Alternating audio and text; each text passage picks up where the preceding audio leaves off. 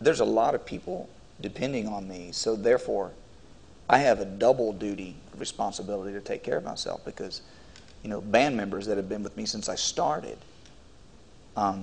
their entire families, their financial lives, managers, agents, all these people. Clay, did you feel like in the beginning when your agent, your manager heard about it and they didn't know what was going to happen, that there were some steps that they took? They did, yeah. Well, not steps that they took. I think that questions they wanted to know, they were like, what is it? I heard Dr. Cobb talking about this, about people leaving the workforce and doing this, and I understand it. I really do. I see people like this all the time. I'm like, you know what? Only the truth will set you free. Only the truth will show. And you know what? When I get on stage and they see me, no one's going, I feel sorry for him. He has MS. If I was debilitated by this disease tomorrow, I promise you that I'd look at my life and go, I've done everything that I can do for this MS. So that's what you have to gauge your own self by. And you have to ask yourself at night when you get in bed, have I done everything? I'm going to challenge you guys. Have you done everything? And it's not have you thought about everything? That's not fair. That's half the battle. Have you thought about everything? Yeah, we've all thought about everything, but have you done everything? Next question for you, Dr. Cobb. Unfortunately, we all know that MS can progress to a different place where people start needing more assistance and having to change the pattern of their life. What has been the reaction that you have gotten from people who are trying to accommodate accessories and things to help them in light of that? I think that everybody's reaction is very individual, but to generalize a little bit, I think there are people who feel that asking for help or using a mobility aid or another device to help them is somehow giving into MS. And so they struggle really hard to avoid that, thinking that the longer they avoid it, the more they're putting MS off.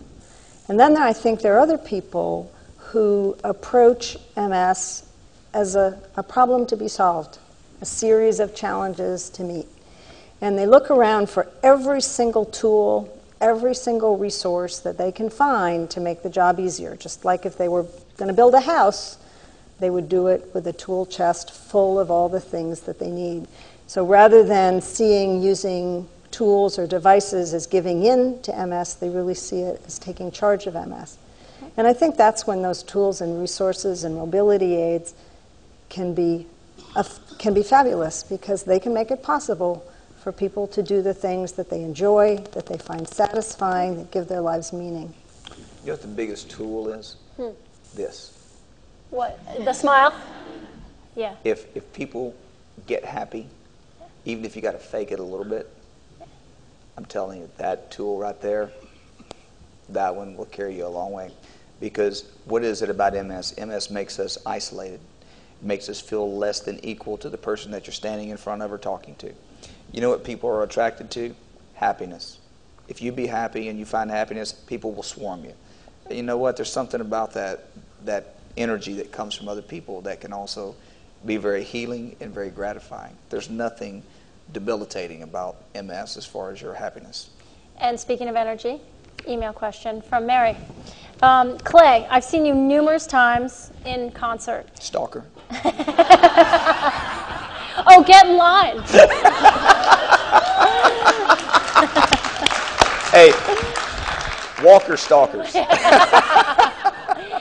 The thing that intrigues me the most is how you manage to put so much into each performance. How do you manage to put so much energy into a show? I'm so happy to be there. MS made me grateful. Before I walk on stage, I say thank you that I have this ability and this talent. And I go out there and I dance like it's going to be the last time I ever get to do it. Wow. Yeah? So I'm sure most of this audience knows that you have a new baby in the house. Don't know how that happened. So how has parenting affected your MS symptoms? You know, that's the thing about MS is that you have to have it. It can't have you. And I if I wasn't confident that I had accepted my role with MS and MS's role in my life, then I wouldn't have had another child. And it's not because I think I'm going to be, Stretch Armstrong the rest of my life. So I just go on, and I think that is the healthy approach. Am I like in denial? Absolutely not. But one thing I'm sure of is that it has not and will never defeat me. Awesome. As we come to the close of this amazing series, I would like to end with a quote that I found on the National MS Society website that I think pretty much sums things up.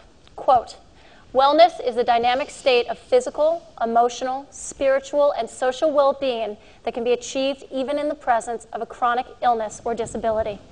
Thank you, Clay, for being so generous with your time and being so open about us with how you live with your MS. And special thanks goes to Teva Neuroscience for their charitable contribution, which has made this special presentation of MS Learn Online possible. Kate, you've been great. And I want to thank Dr. Kolb, too. Thank you. I'd like to thank Dr. Kolb as well. And our audience. And the audience. I'd like to thank for the expertise. Now, if you haven't seen the first two installments dealing with the physical and emotional health of MS, or if you'd like to see them again, just click on the titles to the right of the screen.